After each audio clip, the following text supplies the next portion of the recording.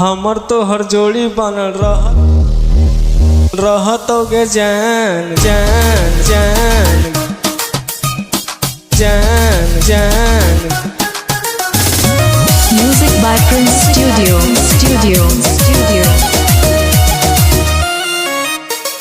सावन का महीना है, मस्ती में जीना है, 4 चिलम गांजा रोज सुबह शाम पीना है।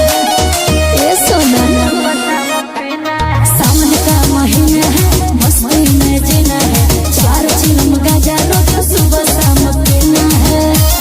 सुनो तो भोला भोला तू सुबह शाम जी हमर तो हर जोड़ी बनल रहतोगे जान गंजा और भांग करे भोला जी के दान। हमर तो हर जोड़ी बनल रहतोगे जान गंजा और भांग करे भोला जी के दान। क्या हो भोले बाबा।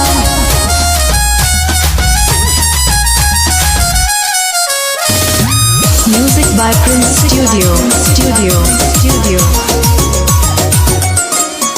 बाबू सोना रे सोनो रे जाऊंगी देव घर सीट के रुए कलर की दो रे।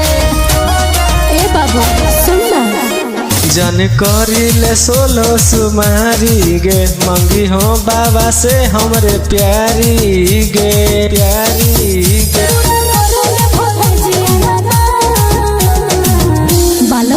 रखो। हमर तो हर जोड़ी बनल रहतोगे जान गंजा और भांग करे भोला जी के दान।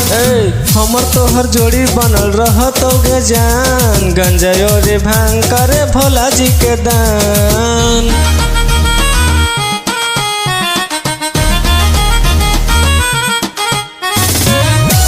Music by Prince Studio.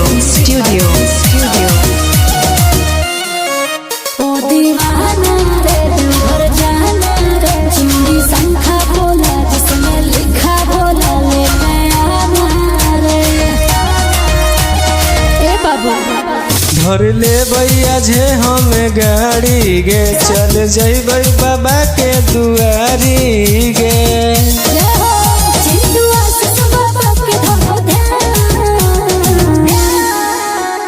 हमर तो हर जोड़ी बनल रहतोगे जान गंजा और भांग करे भोला जी के दान।